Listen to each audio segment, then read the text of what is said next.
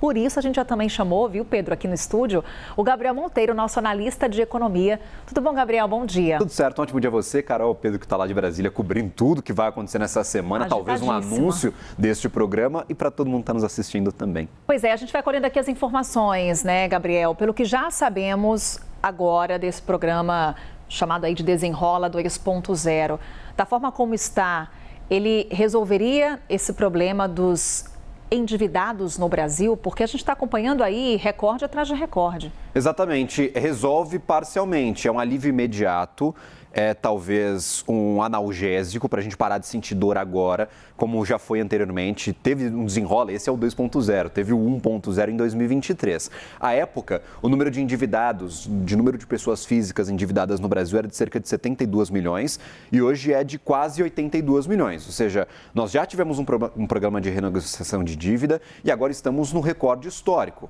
Estruturalmente não deu certo. À época, qual foi o efeito imediato? Baixou a inadimplência, reduziu o número de endividados, aliviou as contas das famílias mensalmente, elas tiveram mais folga, só que logo após elas já voltaram a se endividar e agora estão na pior, talvez na pior situação da história do Brasil em questão de endividamento, pelo menos do que temos de dados disponíveis. Então, não é uma bala de prata para resolver o problema de endividamento no Brasil, há muitos outros problemas.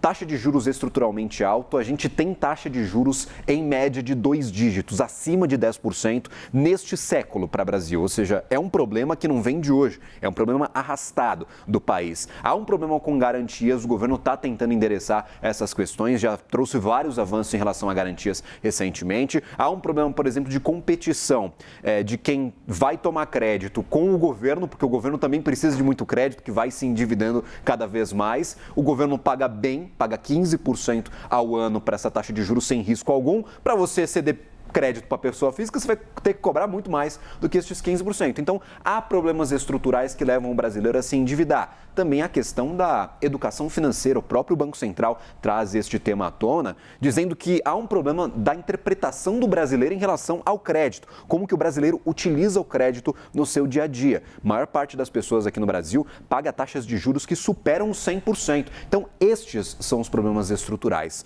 Renegociar dívidas alivia no imediato, mas não vai solucionar o problema. O governo até está tentando montar alguns mecanismos para evitar que esse problema seja recorrente, volte a acontecer. Por exemplo, travar as pessoas que aderirem ao Desenrola a tomarem novos créditos que são muito caros. Cheque especial e rotativo do cartão de crédito, principalmente. Essa seria uma diferença com relação ao programa Desenrola 1.0. Exatamente. Teria, por exemplo, já surgiram conversas, o governo estava estudando nestas últimas semanas, também colocar travas a pessoas que aderirem ao Desenrola a não contraírem novas dívidas em casas de apostas. Também pode ser um ponto para tentar evitar este endividamento recorrente. Quem sai ganhando?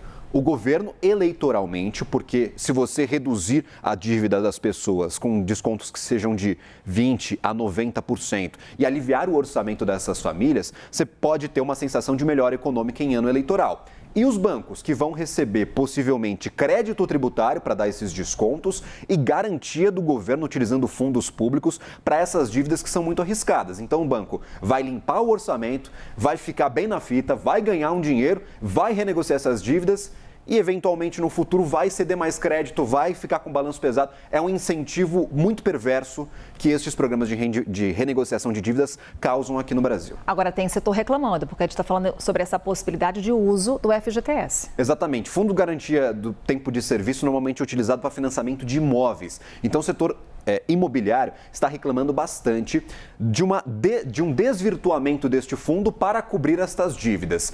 Financeiramente faz sentido, porque o FGTS rende pouco e a dívida é muito cara. Você está trocando um dinheiro que já está represado do trabalhador para evitar um efeito bola de neve. Agora, estruturalmente, não foi para isso que o fundo foi feito. E essa é a crítica do setor imobiliário. Você está tirando dinheiro que financiaria a redução do déficit habitacional no Brasil para um programa que eventualmente vai ter que ser repetido nos próximos anos, porque o problema é estrutural, não conjuntural no Brasil.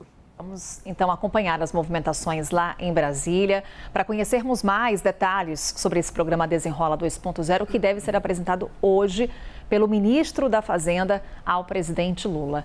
Daqui a pouquinho a gente conversa mais então. Gabriel, valeu, até já.